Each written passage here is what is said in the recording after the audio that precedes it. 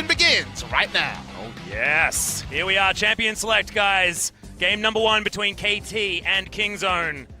Rise will be the first ban. A bit predictable, given the fact that BDD and Pawn are fantastic Rise players. Might just see it first banned on blue side every game. Yeah, it feels like Rise on this patch, before we see the change on patch 8.3, where it can no longer stopwatch ultimate, is a bridge to VAR, and Kingzone are so good. Both these teams, fantastic at rotating around with the Realm Warp, so will be denied. Kingzone taking a very long time to lock in their first ban. They will answer the Callista.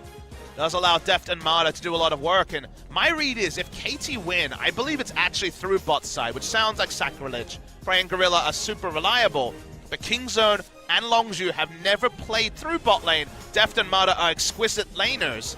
Finding a way to actually unlock Deft and Marta on the map is probably how KT want to go. It's a sort of series where Callista Thresh could have been their lock-in even out of meta, just to try to be playmakers. Speaking of metas, Zion Rakan could also be heavily considered by both sides. You want to take them both in the same rotation if you can.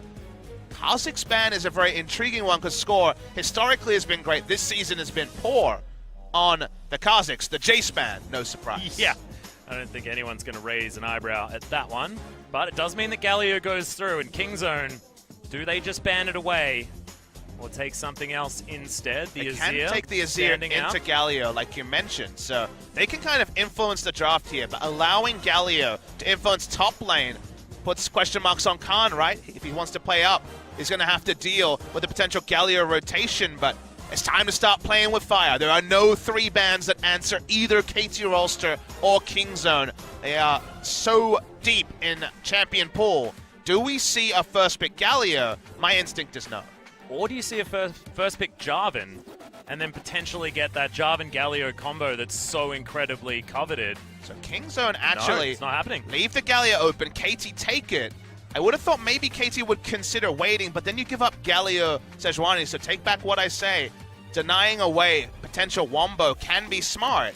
Does mean that Galio Jarvan, the combo that did in KSV so easily for Kongdom Monster, is left up. And even though it's 8.2, notice that Ezreal is still prized as a first-round AD carry with only Callista and Varus removed. And remember, we actually, today we had a day with Prey, Deft, and Bang all playing League of Legends. And they're probably the 3 best Ezreals. Of all time, yeah. I would definitely say that. Wei Zhao might have something to say, but that's a long, long time ago.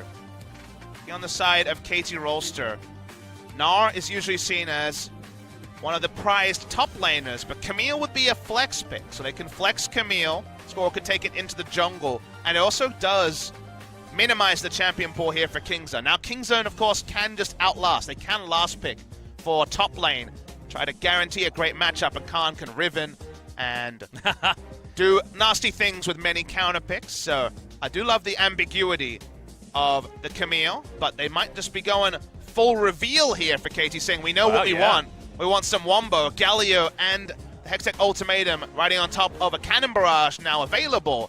Does Kingzone take Riven here? Because if you're KT, maybe you just ban it before the second round. I get so scared thinking of teams blind picking Gangplank into Khan. Now, Khan right now saying that he doesn't want to go into a super hard counter matchup. He's thought about the Gnar. He now is looking over the Vladimir, which is also seen very commonly into the Gangplank. Will be his first game of the season on Vladimir. First career game in Korea, I believe, on the Vladimir. Expected to be top, but could also be flexed into the mid lane and have a farm lane with the Galio. So there still could be the Riven.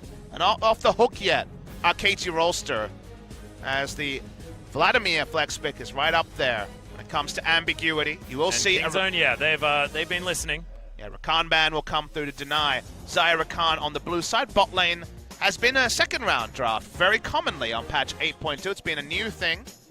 Speaking a bit with Gorilla about what he makes of patch 8.2, and he said, the thing that KSV is struggling, the ambiguity of, well, we thought we had a winning lane, but then they switched to teleport, take double unsealed spellbook, and that being influencing the game after picks and bans, where you don't know, you don't have it revealed what runes the enemy took, is an extra variable to consider, and it's the thing that Kingzone here going to have to think through. Ezreal very safe, so you're open to a lot of different support picks. Does KT ban Corki next? Looking at this draft, could be an option to make sure that Pawn's life is as good as possible. Tahm Kench away from Marta, but he's still got so many other options. Braum probably picked up here by Gorilla as we throw it over to him. So the Alistair will be there for Mata if he wants it. 5-0 on the Braum, been very reliable for him. Right now, not a lot of value on Braum against what's drafted by KT, but would allow for some target acquisition. And you're right, Azir Corki, the two most common counter picks into the Galio, will be locked in. To be denied from the side of KT. So Alistair just locked in, so a bit more engaged for the Vladimir to potentially have backline access. Alistair and the Sejuani for a Vladimir to potentially roll over. A lot of damage from the side of Kingzone. AT have a pretty balanced draft so far. They've telegraphed where the champs are going. Now they're just looking for a bot lane. The Jinx is going to be hovered. Just do it. I said Jinx and the Galio is a wonderful duo. Will they pull it off here? Hyper carry with the Galio makes a lot of sense. Hyper carry is what I mentioned. The Twitch is an old favorite for Deft. Even more famous than his old Jinx, as we're just playing with fans' hearts with every one of these hovers. I actually sort of stopped breathing, while the Jinx is being hovered. The Kog'Maw would be the most reliable. Yep. Caitlyn is certainly high win rate, though, for Deft. Feels like when he gets his hands on this champion, KT just knows what to do. It's very respectful also. It does pigeonhole them on lane control. Very hard to counterpick Ezreal, Alistair when it comes to actual kill pressure, but it's going to be the Braum and Caitlyn for lane control. Looking for an answer into the Galio. Looks like it will be, in fact, a Vladimir top to try to burst through the gangbang. So a lot of attention expected on the top side for Kingzone. And Tleer is going to be clearing waves and having a follow-up global as well. KT have so many options when they rotate around the map. Caitlyn, Braum will be pushing in bot side, and a Camille can ride in with a Galio ultimate and a cannon barrage. So surviving that sort of onslaught is so difficult for the side of KT. But while all that is being set up, Kingzone just want to bust through the gangplank, and hey, if he's ulting from the fountain, denied from CS, they'll be happy with that. Yeah. Very interesting drafts here. Mid lane control also will be, on paper, very comfortable for the Galio, but you can also pressure the Galio early. And Galios these days have to itemize into more damage rather than pure magic resist. A lot of headaches here. Very interesting drafts between these two. Not necessarily what I would have expected pre-tournament or pre-series, but when it comes to KT Rolster especially, it looked like their draft was set up for a hyper carry. Instead, they said, we can't take hyper carries because games don't go long against Kingzone. We need the Caitlyn for lane control. Yeah, and Khan is actually going to have a scale-off once again. We know that this guy doesn't need to play fast and loose. He doesn't rely on getting those sort of leads early, but a different story. Had an opportunity to potentially go Riven again into Smeb if he wanted to, but not going to be doing that. And I think the bottom lane is really, really curious as well, because you said attack the bottom lane of Kingzone could be an opportunity for KT to get ahead, but there is mammoth amounts of comfort coming out of this Kingzone bottom lane. I don't think there's any way they're going to be movable. Well, this is the comfort food everyone wants to sample. Kingzone, DragonX versus KT Rolster. So much to discuss. We'll leave that for in-game. Yep, let's do it. Game number 1, Kingzone versus KT Rolster. Let's do it.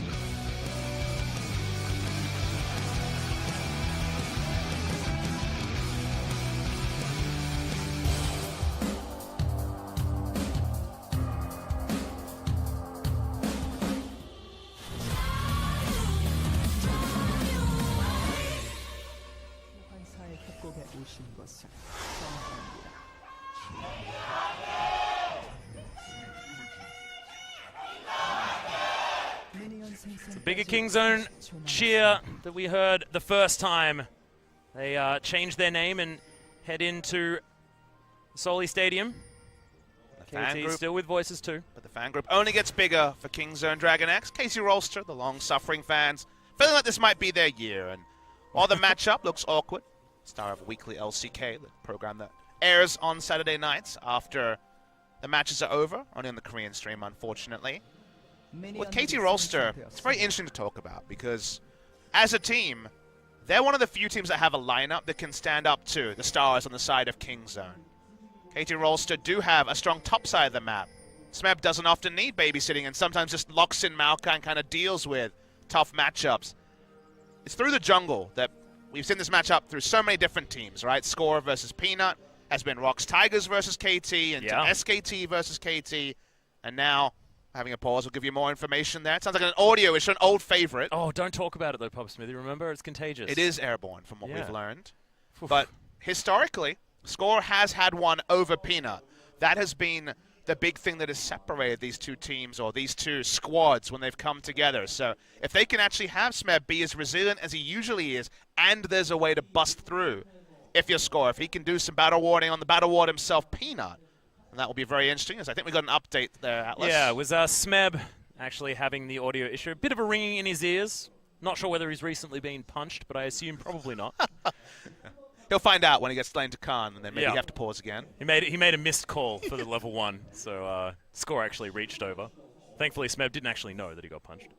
So many hype matchups here. Mid lane matchup, Pawn, who has been largely good, would say that he was beaten soundly by Faker, even if they won that series, and BDD, who has been on a different level since Casper Cup, where he was really able to flex on his Azir most famously. Flying under the radar a bit is BDD, just because the rest of the map just looks so damn good. There's Peanut stepping up as far as, improvement. I think Peanut is ahead of him, but BDD has just stayed good for the last, year in the beginning of this. I think it's very difficult to really judge exactly how high BDD should be based on 2017, because he was playing, Orianna Galio every game, and it wasn't about BDD. I think based on Casper Cup and subsequently, he took it to the next level, looked a lot more comfortable playing Azir, actually playing high damage champions and influencing fights on his own. But the rankings here, you have Faker and BDD at the top, but exactly how high BDD is on the ranking is still evolving. He's still young when it comes to playing competitive. Had, of course, the failed stint on CJ. Great season last year, but now really defining himself as a primary carry on his own. It can't always be Khan, and this season, Kingzone showing that they can put Khan on the losing end of matchups and still close out games surprisingly early. Gives them a whole new kind of side of the coin. He's been playing the gangplank, he's been taking losing matchups, and they're still winning, which means they have a multitude of strategies rather than just cuz camps from Khan, and we win from there. Yeah, and we are resolved now as far as the audio issue for Smeb.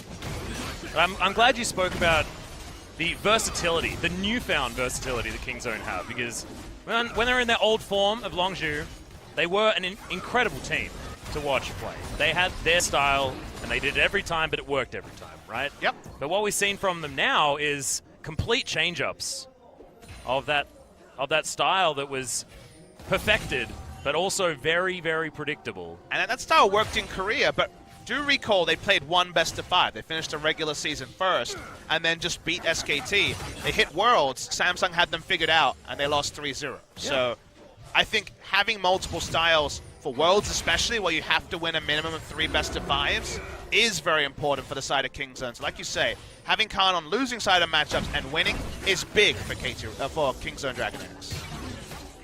A bit of a shove in here in the Kingzone bottom lane.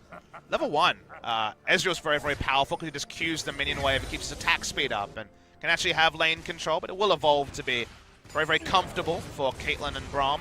Def's not messing around either. Do notice he's gone fleet footwork, not any unsealed spellbook shenanigans. He's all about doubling down on lane control. No funny business. Double electrocute coming out from KT as well, meaning that even though the zombie wards have been nerfed, there will still be a whole bunch of them being put on the map. I actually love this from New Galio that has been decided to go more of that bursty route. No spellbook on KT. Yeah, not kind one. Of notable. We usually see at least one, but Marta's going for Guardian for lane. Guardian was changed a little bit. More reliability in the late game. Not as powerful early game. Has a longer cooldown than it did before. Only one spellbook, actually, in this whole game. Crazy. Yeah. The play-by-play is buffed. He's going to be able to track the action. I know who's teleporting now! It's not Carney, is it? It's Smeb and Pawn. We got to see him play Riven, where he changed to teleport once just to get back to lane, and then stuck with Ignite the rest of the game. That was great. That was a game. Wonder if Khan's going to be picking up any more pentakills. Of course, the Vladimir does have opportunities to do that. Some people will be surprised to see Smeb rocking the Relic Shield as the starting item. This is basically to proc the Bandit. Basically, every time you have Q off cooldown around that, you can get the 10 gold from parlaying the enemy Vladimir. So just to take competitive in terms of the gold generation. You often don't even upgrade it to Targon. It's not about the wards that you could get for 500 gold. It's just purely as gold generation. A safer cull, if you think about it, is the decision. Bit more of an investment. But notice that Smeb did not go the Keen route of going Grasp of the Undying, going very heavy on the Resolve tree. He's going to rely on the flat magic resist, and I imagine Second Wind with the Resolve second, which does mean that Khan if you follow the matchup, historically it's very Vladimir favored. He doesn't have extra sustain. Will he have to go Spectre's Cal early? Because if you just straight up disrespect in both your rune and your itemization, you're just going to die. Yeah. Actually not sure what the thinking is there for Smeb because it worked so well for Keen. He's going to go back now, at least refill that mana bar. See whether it's going to be about Score finding his way towards the top side, trying to get a gank. Now, onto the Vlad. One reason he can be a bit more disrespectful is there is, of course, the Galio in the game, so the threat of the turret dive is lower. Get him low enough, then potentially with Flash, Ignite, and the ability to go into the troll pool, you can still pick up kills, but every risky lane gets less risky when you have Galio rotating first with his ultimate. So the safety that Galio provides when his ult is available, and also the threat it provides for the bot lane on a dive, being so unknown when it comes to the Galio, does mean there's a lot of value here, and it does allow a bit of space. Now, enough space to go Klepto and also skip up a magic resist? Maybe not. Yeah, I'm feeling like you're probably right there. Might need to respect, but does need, of course, the Sheen first.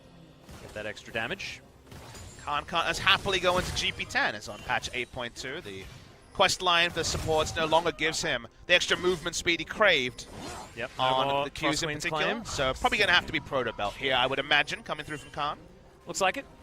Probably doesn't want to rush a Spirit Visage. Item number 1. Up against a Gangplank. He's still shoving the wave in onto Pawn. Winds of War is going to level up in power though. So the Galio will be absolutely fine clearing out minion waves. Bot side, things very even. Ultra comfort for both our bottom laners. KT really want to have control over the Infernal. This game they will have a Galio and also the Cannon Barrage, and even if Khan switches to Teleport, early game Vladimir's not going to have as much impact. Well, there's the headbutt Pulv. Real actually gets the Aftershock, and a little bit of extra with the stun, but Deft is going to be okay. Level head, keeps the flash, everything's fine. I want to see KT make very proactive moves around the Drake, get the Infernal, have the next one spawn.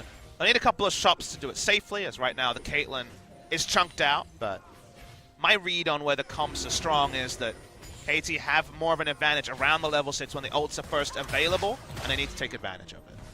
Well, see Deft actually just waiting out of vision to make sure that he can pick up this minion wave before he inevitably goes back. Prey also doing the same thing. You see they were really keen to get him back home by that tier. Probably has enough for Sheen at the same time, and he does. So 65 to 61, but now we've got an Ezreal walking back to the lane. Deft, BF Sword should be there as well, and we'll see whether he can afford anything else. Cheeky Dagger, the classic Deft build. Will probably go into his Zeal item, might get a cheeky pickaxe.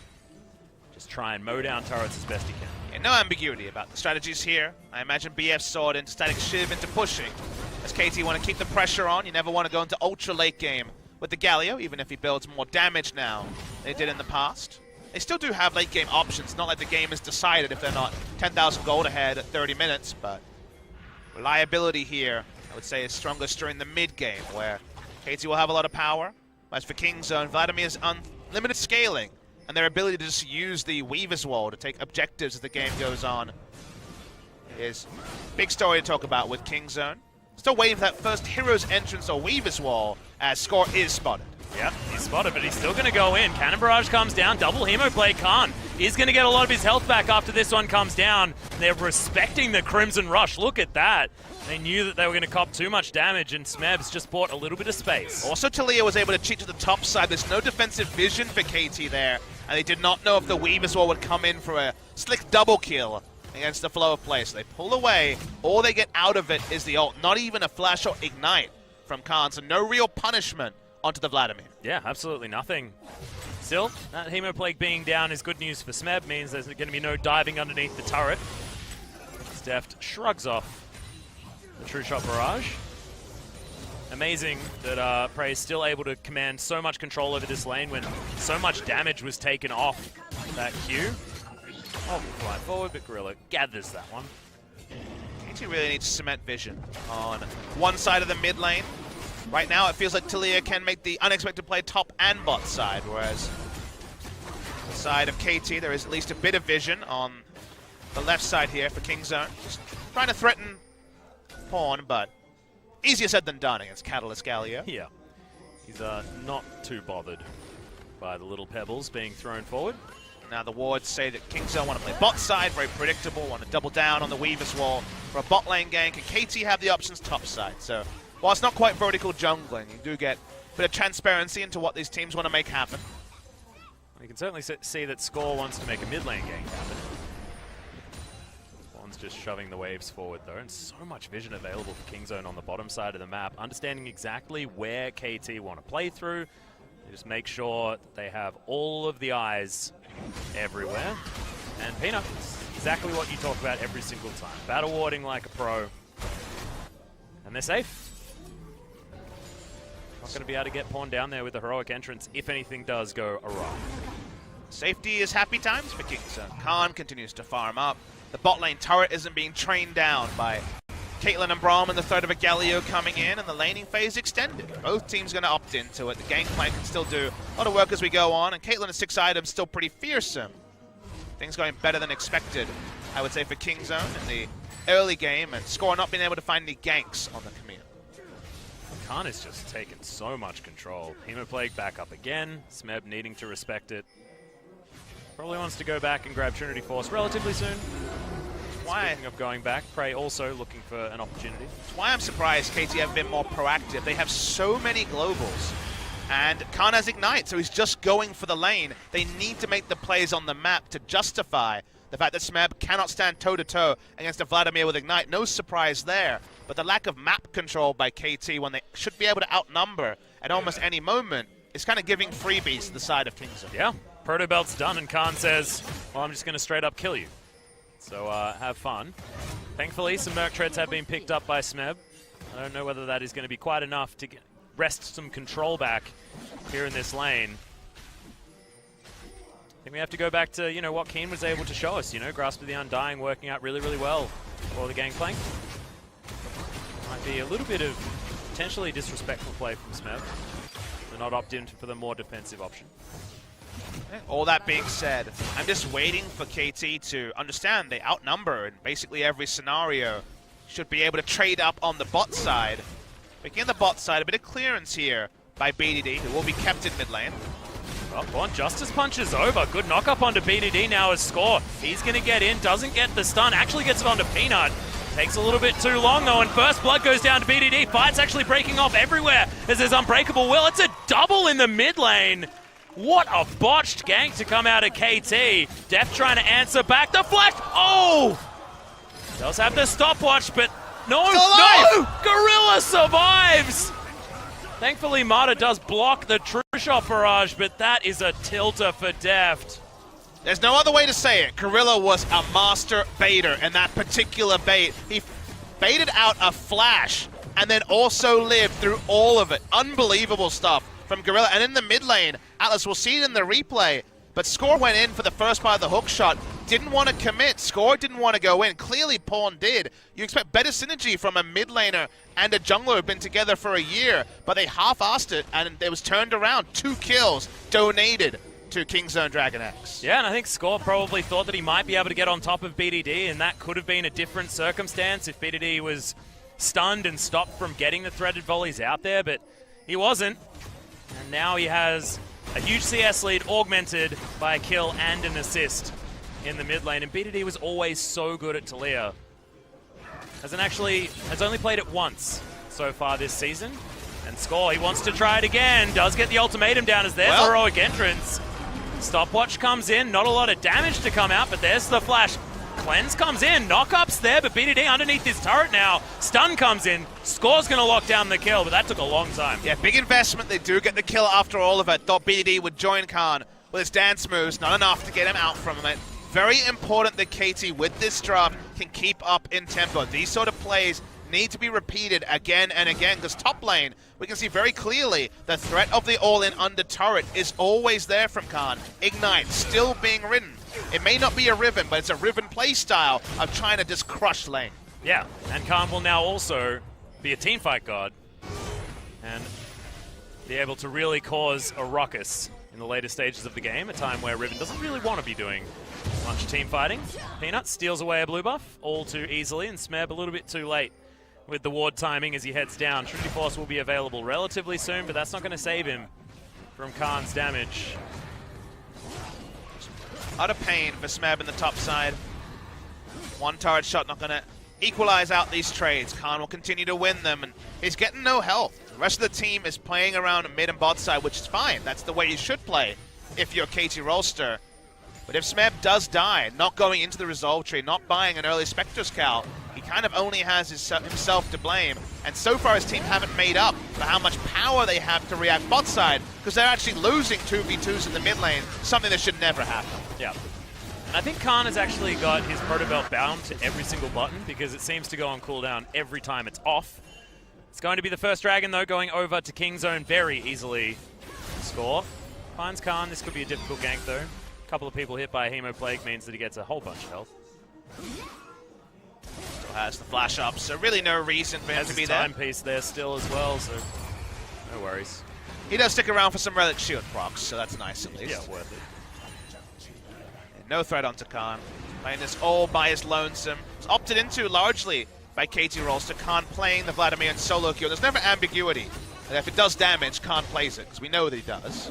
Execution is calling actually rushed here by Smeb. He wants to try and keep the parlays on Khan, stop him from healing himself up with the transfusions.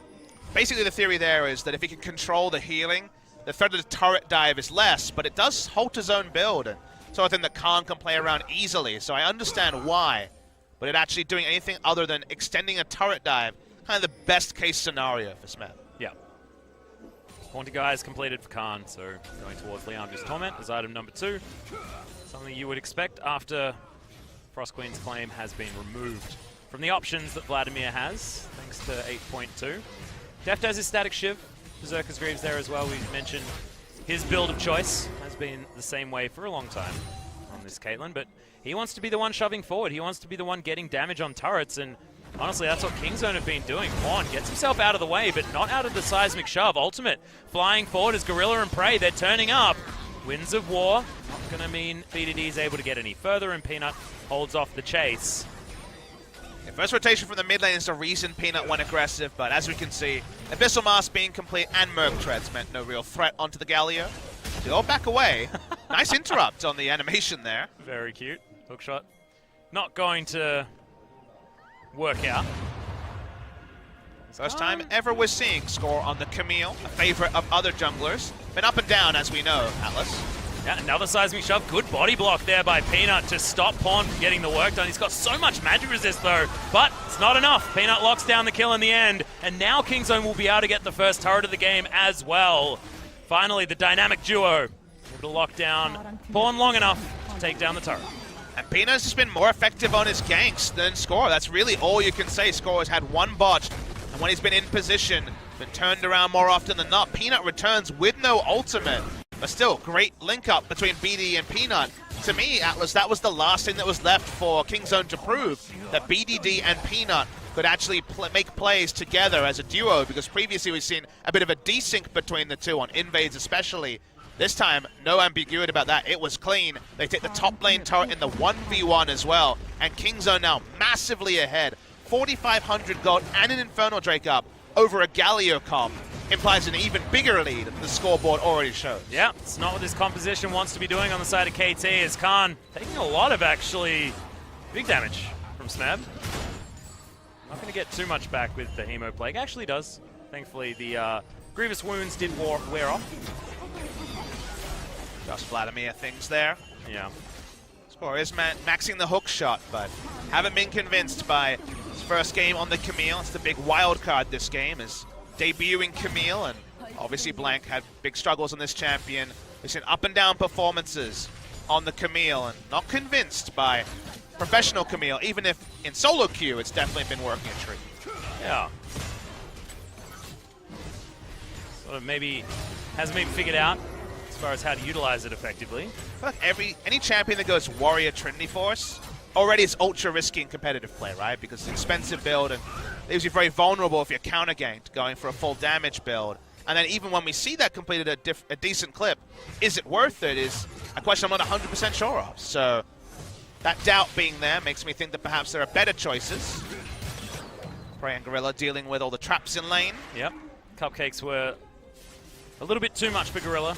Needed to try one. Hex Drinker done for Smeb on the top side, so going for more of an offensive defensive option.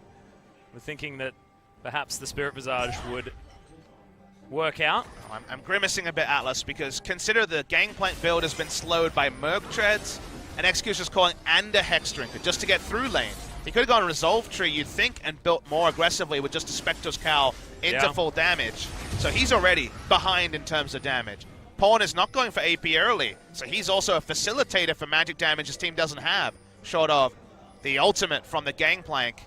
And Deft is in a pushing build, so right now it's a massive power trough for KT Rolster item-wise compared to what's already complete. BD's a god at 2 items, Vladimir's a god at 2 items. KT can't fight with a Galio comp that's made for fighting. And this draft is really putting them in a lose-lose scenario, barring some mistakes by Kingzone.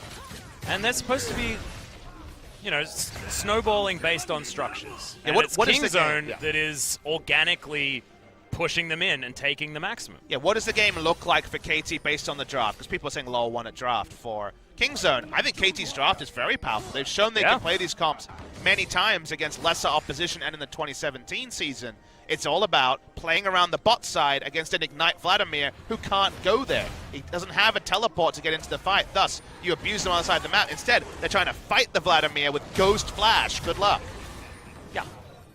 And he's got Ghost Flash and his ultimate. He might actually be able to kill both of them, potentially. Under a turret, you definitely wouldn't rule it out. So controlling the bot side, pushing up, putting down a ward, the cannon barrage next to a structure, as Khan might die here. Yeah, so might Smeb though, because Hemo Plate comes down, Stopwatch is in there, gets a whole bunch of his health back, and yeah, you were robbed, Smeb, you were robbed, but it was all too easy to set up there from Khan. You're talking about masterful baiting earlier on Papa Smithy, and it happened once again. KT Rolster. You wondered if the scouting report and their struggles against Rocks is a one-off and they could pick them up for this game. The answer so far is no. Kingzone going to come to contest the Infernal. Teleports are coming in. Yeah, Flash Ultimatum comes down as well as the stopwatch is used to keep score alive. Prey gets out of there though. Triple knockup from Gorilla, who's just creating the fight that he wants. Prey outplays everyone. Deft is dead. It's a double kill for BDD, and Kingzone are on the warpath. Yeah, time to throw up the FF. This one's done for KT Rolster. There's no way back into the game. They're too far behind with a comp that needs to be at the front. They're going to lose an Infernal and Baron. Infernal Drake almost killing Deft straight up. He had heal and flash, but it wasn't going to get him out. But will he ever get a better spot than that? It's Baron time for Kingzone. And Prey just, I swear, he gets better and better on this Ezreal. And he's always been an extraordinary Ezreal player, Papa Smithy. It's the finesse of the navigation as Smeb tries to get himself over. He's not going to be able to steal a Baron. He's probably going to die. We've got 4 Rocks Tigers on the Rift, but 3 of them on one side. Clearly better than the one of them on KT Rolster. We're going to see the replay. Remember, this all happens when Kingzone are ahead in goal. Should never happen with the comp that was drafted by KT from behind. The Wombo starts, and KT, by the end of it, it's like, well, maybe we'll kill Prey and feel good about that. Doesn't happen. Able to get out of it. Auto onto. Pawn takes him out. Too easy. The Infernal killing Deft. The threaded volley. Overkill. Infernal. Baron. Everything. For Kingzone DragonX, they are now 8,000 gold ahead with double Infernal and some great scaling options. This one's done. Yeah, I think it's pretty much done too. And they even let Marta just walk away from that fight as well on a sliver of health because they knew just go straight towards the Baron, shove down the rest of these lanes. BDD and Globals. Yeah. Best friends forever. Hasn't had to do much this game, but the mistakes by KT around mid lane exacerbated already. A failure of execution in the early game by my read of the draft. I don't understand playing around topside with a Kleptomancy, no Resolve Tree, Gangplank, when he can just win where the Vladimir can't be. He still doesn't have teleport. Vladimir has no interest in playing around the bot side. He just wants a crush lane. They could have just had the Cannon Barrage be the start of some good news, but the good news is gone. Turns out printing press is dead. Yeah. And KT Rolster now just kind of talking about the next game and trying to lose the minimum. If you saw 2 catastrophic mistakes from Kingzone, maybe, but I don't know if we've seen 2 catastrophic mistakes in 10 wins in a row for Kingzone DragonX. Yeah. Gorilla probably happy to dive most of these turrets as well. They've got Baroned up minions. You can see how far forward he's walking. It's Peanut that starts this one off, though. Mata will have the help of the heroic entrance, but he's still taking a whole lot. Oh my god, how did you do that, Prey? Gets himself out of it. Pawn's not going to be able to find anything as Khan picks up the kill onto score. Pawn, he's in trouble as well. Good positioning from Prey in the backline and deft. He's going to get jumped on. Good flash gets him out, but will BDD find the threaded volley? No, gets slowed down. Marta trying to help out as much as he can, but BDD gets forward. Oh, pause at the wrong time here. You can see a lot of flashing red. I feel like this one's certainly working for KT. Sorry, for Kingzone. Well, it's an unfortunate pause timing. Unsure what that one is about. We'll relay the information when Joel joins our Discord channel. Yeah. Right now, disconnected from that. KT are really hoping there was a game-breaking bug and maybe they can have a do-over. Yeah, I feel like this is a remake? Question mark? Oh, but maybe the FF wasn't working. Have we got the early FF disabled on Tournament Realm? Perhaps the last FF was so many years ago. And we have an audio issue for Smeb. Smeb, voices in his head saying, we should get out of this game. Go next, go next. Run it up mid. Oh, we can't make it to mid. Oh, dear. We have to laugh because KT have been just blasted in this game. Absolutely. The most annihilated by Kingzone DragonX. And you worry because, you know, you look at the run for Kingzone DragonX. The 2-0 over Afrika, that's when Afrika, much earlier in the season, Afrika looks a lot stronger now. But yes. Still, they beat Afrika. The SKT series, one-sided. MVP Rocks and Kongnu Monster, no surprises there, right? But if you had a 2-0 over KT Rolster, maybe the LCK is not hard enough for Kingzone DragonX. That'd be 12 wins in a row. Yeah. We need to patch the LCK to try and get like an added difficulty level. But where do we draw teams from? I don't know. Maybe NA? We just go all the way around the circle? Oh, if we're doing that, wouldn't we go to OCE? We could think about it. Yeah. Oh, no. I don't think that would be good. That's a combo that I would probably prefer not to observe. You can see Smeb didn't have a whole lot of friends hanging around him there, so might be that we are getting towards the end of it. And, oh, maybe it's not actually Smeb's issue, as Khan's the one sharing his headset around. Maybe there's just white noise going on. So hopefully we can resolve this one, guys. At least it's not a game-breaking bug. That's true. And it doesn't look contagious as well. We're keeping it isolated. Isolated to the top lane. We've had enough experience, you know. We don't let it go airborne anymore. Yeah, aerosolized audio issues are the worst. Now, KT Rolster can throw this one in the garbage. Say, well, that was game one. All right, we lost, you know. They can definitely try something new.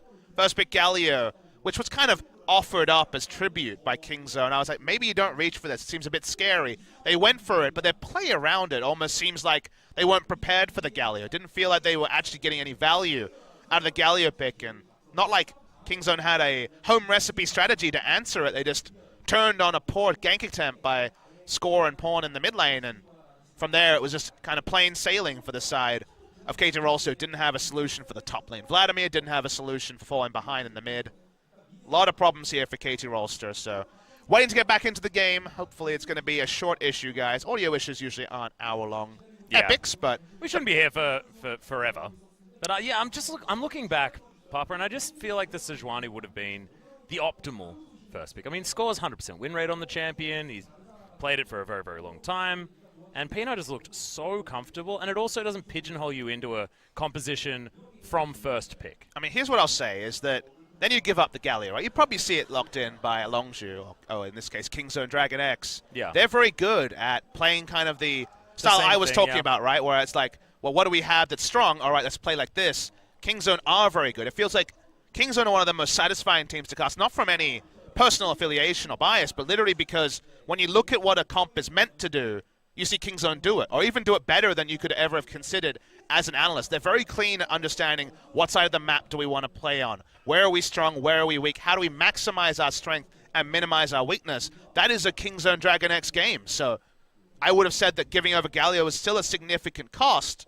So there's no real good decisions there. You're fighting fire with fire. Their execution with a power pick has been poor, and that's why when we get back to live, we're probably pretty close to just icing the game for Kingzone DragonX. Yeah.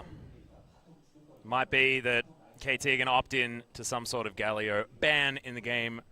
Following this one, it should be coming up very, very soon, guys. The audio issue has been resolved. Gorilla there with his glorious new haircut. We should be back in. And the game should be moving towards its end. As Deft pops Welcome back, Def. Very depressing to be looking at the grey screen where there was a circle under you and you were definitely dead. Yep. We're watching Peanut, who might die after all of this. Not a perfect game for KT Rolster, but they have 1 kill so far. Yeah, nicely done, KT. Themselves out of the way of that one. I feel like Kingzone probably could have just killed some Nexus turrets there, but I guess it's 25 minutes into the game, and they want to go back and spend some of that massive amounts of money. 12,000 gold, the lead. Sonya's Hourglass picked up by BDD. Blade of the Ruin King, I believe, will be done. There it is for Prey. Might even be able to get a Last Whisper if he wants it. Not entirely sure, but let's have a look at this fight again. I mean, diving anyone was strategy, which against Galio is usually an auto loss, but they just disengage from the start. Prey gets over the wall, because of course he does. Still had his flash up. They can re-engage. Gorilla's still tanking the turret, being a bro. From there, there's just such a sheer item advantage and 2 Infernals that just feels unfair. It's so easy for Kingzone to clear this all up. The pause happened just before the circle emerged. We paused right about. Let's wait for it now, and Death was dead. Yeah. That was a see your death moment, though, because he saw the seismic shelf underneath him. Like, literally being served up on a platter in sepia mode. Well, they're 11,000 gold behind, and the Gangplank, who is often the late-game win condition, has a Maw and a Trinity Force, so he's doing a lot of nothing. I just don't think that we're going to see very much late game. Nope. This game is seeming like the 32-minute dream if KT can delay. They do have summoners up on most of their members, so there's still a fight they can take here where they don't get completely wiped. They can outplay KT Rolster. See them pushing in, the delay of all the traps coming down. But no light at the end of the tunnel for KT Rolster, especially against a team as good as Kingzone. Khan will never switch over to teleport because he's not that kind of guy. Nah, he wants to run real fast. People are saying that teleport ruins the game, and Khan agrees and just doesn't take teleport. In fact, Kingzone just don't take teleport. No teleports for anyone. Not even going to be doing that fancy free stuff on the bottom side of the map. Gorilla, into that resolve, wants to be a bro. You know what my most disappointing thing is here? What? Is they didn't even play to the Caitlyn draft. Like, why not go for Jinx if you're not going to gank bot lane and you're not going to do anything? Yeah. You might as well scale up and try to get a hyper carry going. The only way the Caitlyn Braum makes sense is if you want to actually pound the bot lane, take some turrets, and open up the map with Galio. That would have been great, but we never saw it. And now Smem's walking up. Might just die. Yeah, it does. He smashes down a bit of a barrel there. Eats some oranges out of the glacial prison, and he should be okay. At least until the game's over. Def moving on out. Just trying to farm up, trying to get that second Zeal item. How about a third Infernal? Oh, that sounds good. Very good. I see you like RNG. Wasn't necessary in this game. No, not quite. It's like, oh no, we're using up all of our good luck. That's true. They didn't need any Infernals. We could have had a Drake bug out and not spawn. It would have been fine. Yeah.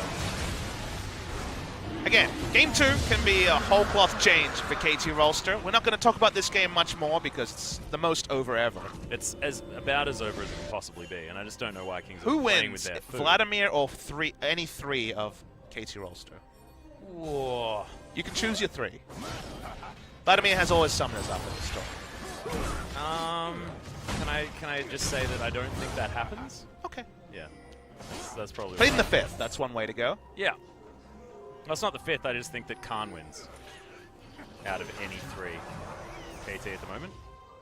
Somehow the Kingzone, I guess you call it square now. We don't have a pentagon for them. They just overwhelm the OGN capability of producing a KDA graph. Well, it's definitely at least a hexagon because it added an extra side because Khan bottomed it out. And we did have to name the 1 hour break between series if Kingzone play the first series as the Kingzone period for the 1 hour the fans, or 1 year as they call it, the fans have to wait for the next game. Yep. On the upside, when it's the second match, it's just the end of the broadcast. Exactly. It very much is. Somehow it feels like the longest 29-minute game ever because we're waiting for the game 2 pick bans. Well, like, and nothing's actually like happening anymore. It's Kingzone with complete oppressive control, only extending their lead, 14,000. They're going to go back to the Baron. They're going to pick that one up and probably win. Is, I guess, how it works. You can't really blame them for taking it slow, playing it textbook. But you can also throw out the textbook. The textbook thing will be to wait for a bait, but they're so far ahead that Katie don't even dream of coming anywhere near the Baron. Not even going to be able to get into scrying or brain. Nope. sign of how this game has gone. Botched gank in the mid lane. Questionable keystone choice from Smeb, and just where the focus was just wasn't there. Unable to push out that bottom lane was just so important. We talk about the rest of the map as being where things went wrong, but it's unlike KT to not understand how to play this pure shove surprise team fight composition. I feel like our observers, this is exactly what they're good at. I feel like our observer's really rude. He just showed that Deft only had 158 AD. As something to focus attention, like, look at this AD number. Such a good AD. It's like golf, right? Come on, he only has an Infinity Edge and 2 Zeal items. Yeah. I don't understand. That's savage observing, by the way. Thanks, OGN. It's the beginning of the end for Deft. Beginning of the end of the season, apparently. Gonna push in here. Kingzone trying to break the base in the second spot. Everyone's an assassin on the side of Kingzone. Apart from BDD when he's facing down against Pawn, who at least does have a little bit of magic resist. Keep himself looking a little bit tanky. Casual 2-level lead for Khan, level 18. Minus level 13. It's one of those games. Crimson Rush comes out, and Smeb has to be nowhere near Khan at all, lest he be half health. Base going to be broken in the second spot, either this minion wave or the next. He's just accidentally killing Deft just against the turret. I just wanted to proc my shield. No, he wants to keep his passive up to kill the turret. Let's get it right, please. No, but he wanted to proc it, like he just wanted to shoot a Q sideways so he could hit the Sheen proc on the turret. Smart. Okay? Come on, man. But that's going to be the whole base destroyed. They can't even kill creeps. This is so sad. Smeb on the wrong side of the wall. Or is it the right side of the wall? I don't know. Side, the right side. Sounds side. like the right side, actually. I take it all back. Baroned up creeps are going to mean that this is the first turret to fall down. Prey goes down to half health, doesn't care. Gorilla goes in for the pulverize. Decent little stopwatch to make sure that Mano doesn't take too much damage as Prey goes into his stopwatch as well. Of course, he had that the whole time. Pawn picks up one. As Smeb, he's going aggressive. 1v3. Yep, Khan's going to be able to grab a whole bunch of these kills. That Tides of Blood did a bajillion damage, I'd say, approximately. And it doesn't seem to matter what happens. Gorilla is going to hoof the Nexus to death. And Kingzone DragonX continue their onslaught throughout the LCK. I honestly thought that was going to be a whole lot closer, Papa Smithy, but just felt like outplay on all fronts for Kingzone. Yeah, 11 wins in a row, and even though the nameplate said KT Rolster, it could have been MVP, it could have been any team, they were obliterated by Kingzone DragonX. They continue to march on looking unstoppable. This game was over very early into the piece, as you could tell by all our attempts at stand-up comedy. Apologies, OGN Legion. We had very limited gameplay to work with. This one was super, super one-sided, but you see Smeb laughing. There's no reason to be crestfallen. Game was over so early that when you have these players, you say, let's go on to the next game. Let's try a different strategy. The Galio first pick, it didn't suit their draft. It didn't suit their play style. It didn't work. No. Red side has seen a whole lot of extra success, though, recently. So we'll see whether it is going to be that sort of combo draft tactic that's going to work out well for KT Rolster as they move to other sides. Oh, Kingzone just look so extraordinarily good. We're running out of adjectives, Atlas. Yeah, I know. And actually, like, if you had a look at Gorilla in the booth just there earlier on, he was actually confused. He's like, oh, wait, it's over? Like, the game's done? Like, should we just go home now? Is anyone actually going to be enough of a challenge? I don't know, man. I feel like you're allowed to start getting a little bit cocky if you're Kingzone, because it just doesn't look like there's any way to stop this team. But if you're KT Rolster, you put down the white flag that was up since 5 minutes in the game, and you make it all happen in Game 2. Yeah. So, guys, shortly we will have another quick break. And then when we come back, we're going to see whether KT Rolster can turn it all around after a disappointing game number 1. Be pretty incredible if the momentum is going to shift around, but we'll see after this short break.